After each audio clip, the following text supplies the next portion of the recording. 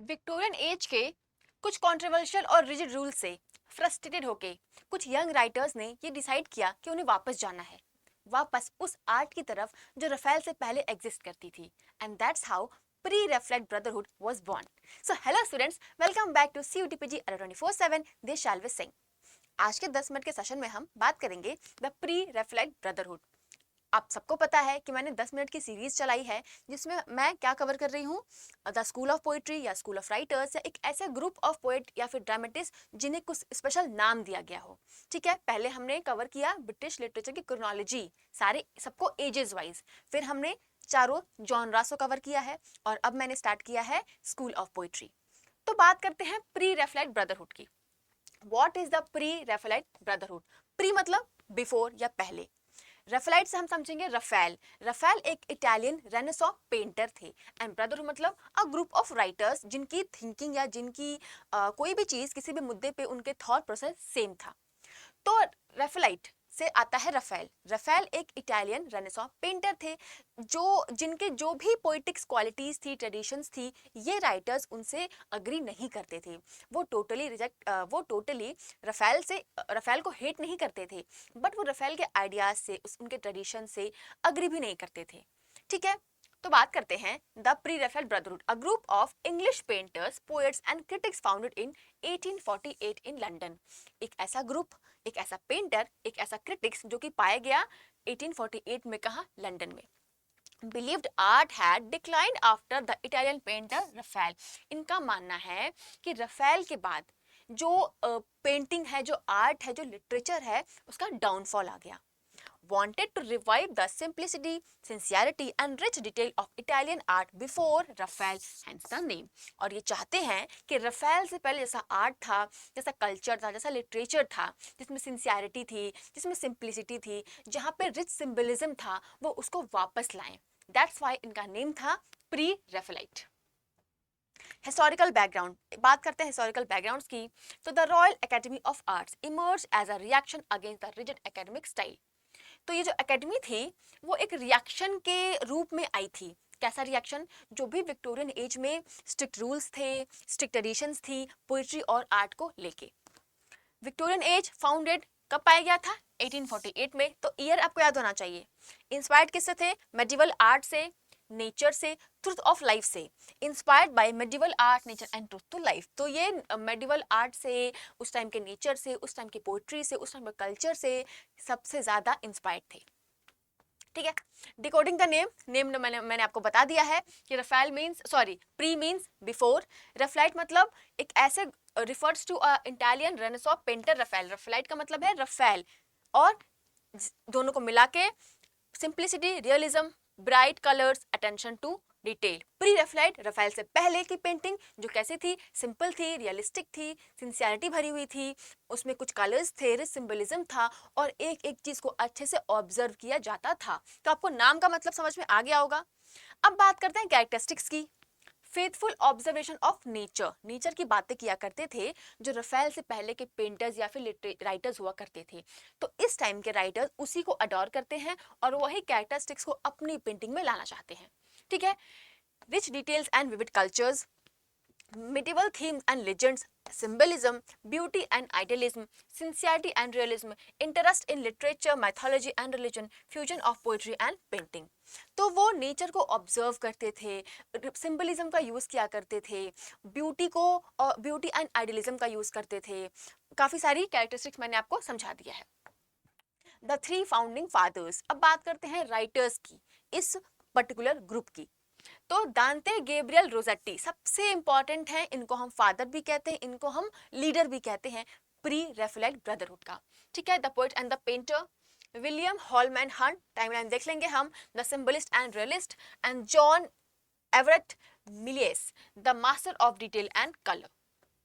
अब एक एक राइटर के मेजर वर्क को देखेंगे और उनके राइटिंग स्टाइल को देखेंगे। ठीक है, इतना इनफ है आपके एग्जाम पीओवी से स्कूल ऑफ पोइट्री के लिए। तो Dante Gabriel रोसेट्टी, known as the leading poet and the painter of PRB मतलब प्री रेफ्लेक्ट ब्रदरहुड। तो combined poetry and painting popularise medieval themes and symbolism. इन्होंने पोइट्री और पेंटिंग्स को combine किया था और सिंबलिज्म को मिक्स कर दिया था, जो भी उस टाइम से पहले की थीम्स हुआ करती थी, मतलब मिडिवल थीम्स से। इनका फेमस वर्क है द ब्लेस्ड डेमोजेल और द हाउस ऑफ लाइफ। बहुत लोग कंफ्यूज होते हैं कि ये गैब्रियल रोसेट्टी में और क्रिस्टीना रोसेट्टी में, तो मैंने यहाँ लिख दिया है गॉबलिन मार्केट जो है वो इनका नहीं है, वो हमारी क्रिस्टीना रोसेट्टी का है, और ये कौन है, दांते गैब्रियल रोसेट्टी। ठीक है, next William Holman Hunt, he is a founding member. और इनका कंट्रीब्यूशन क्या है, तो इन्होंने रियलिज्म, सिंबलिज्म और रिलीजियस सब्जेक्ट्स पे बातें करी हैं। इनका फेमस वर्क था the light of the world and the awakening of conscience. तो आपको दोनों वर्क के नेम पता होने चाहिए, that's more than enough. Next writer is John Everett Millais, founding member है ये, known for detail realism and brilliant use of colours. Colours का भर भर के यूज क्या करते थे, चटक मटक थीम हुआ करती थी।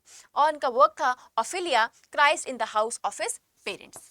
ठीक है, नेक्स्ट हमारे पास क्रिस्टीना रोसेट्टी, इंपॉर्टेंट एसोसिएटेड मेंबर्स, वो फाउंडिंग मेंबर्स थे वो तीनों, ये एसोसिएटेड मेंबर्स हैं। तो याद रखना है कि क्वेश्चन क्या आ रहा है, एसोसिएटेड मेंबर्स पूछ रहा है कि फाउंडिंग मेंबर्स पूछ रहा है, डोंट कंफ्यूज बिटवीन इट। ठीक है, तो one of the greatest Victorian poet, closely associated with PRB ideals, ये इनके आइडियल से, इनके आइडिया से एसोसिएटेड थी, फाउंडिंग मेंबर नहीं थी।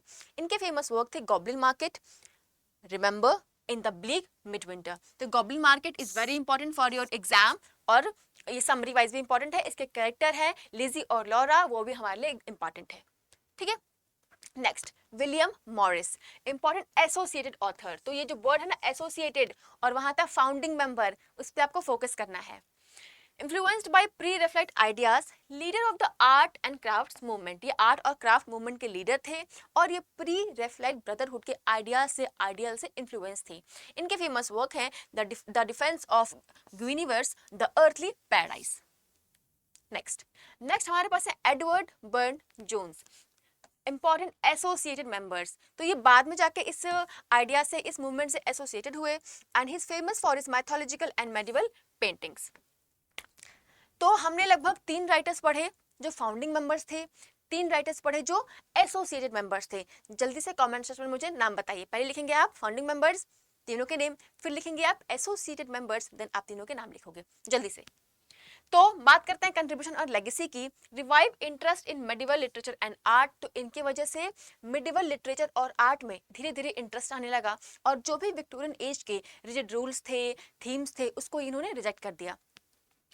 Influence Victorian poetry and painting, इन्होंने विक्टोरियन पोइट्री को और पेंटिंग को अपने आइडियाज से उसको क्या किया, इन्फ्लुएंस किया। Inspired the aesthetic movement and the art and craft movement, तो आगे जाके मूवमेंट आती है एस्थेटिक मूवमेंट और आर्ट एंड क्राफ्ट मूवमेंट, इन्होंने उसको क्या किया, इन्फ्लुएंस किया।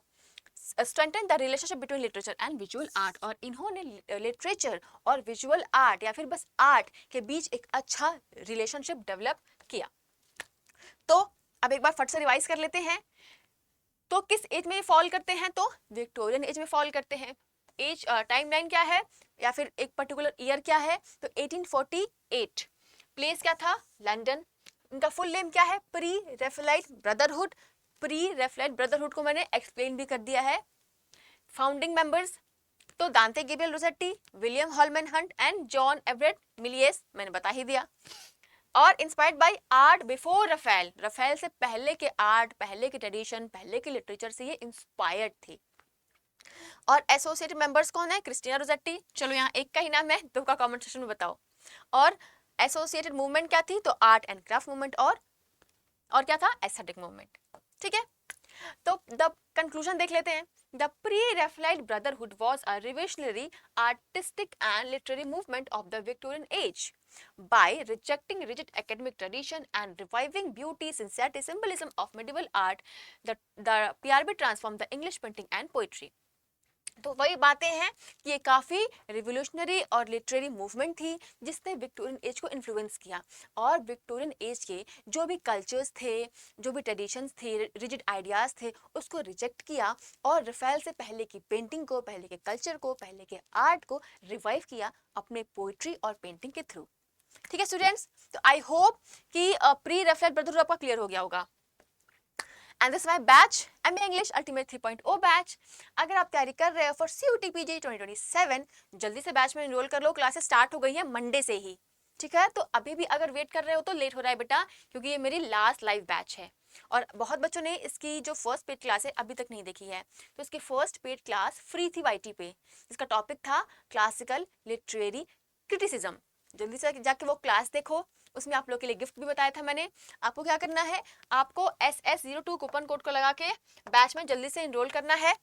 मुझे उसकी फोटो सेंड करनी है कि मैंने ये कूपन कोड लगा के बैच में एनरोल किया है। Then I will give you my hand written notes on that topic and this is my email ID shalvi.singh@24/7.com। आप मुझसे यहाँ कांटेक्ट कर सकते हो किसी भी क्वेरी के लिए। दिस इज माय टेलीग्राम, जल्दी से स्कैन करो और ग्रुप में ऐड हो जाओ for anything, link, notification, details, everything मैं यहाँ आपको अपने इंस्टाग्राम आईडी पे शेयर कर दूंगी, तो आप मुझे वहाँ भी कांटेक्ट कर सकते हो। वैसे बहुत सारी वीडियोस में मैंने अपनी इंस्टाग्राम आईडी ऑलरेडी शेयर करी है, नहीं करी है तो जल्दी से ग्रुप में ऐड हो जाओ, वहाँ मैं आप सबको अपनी इंस्टा आईडी शेयर कर दूंगी, ठीक है। तो ऐसे ही ये वीडियोस मैं लाती रहूंगी आप लोगों के लिए 10-10 मिनट में। सारे स्कूल्स ऑफ पोइट्री को आपके एग्जाम के पहले खत्म करने की जिम्मेदारी मेरी है, बट आपकी जिम्मेदारी है कि आप नोट्स बनाओगे और उसको रिवाइज करोगे।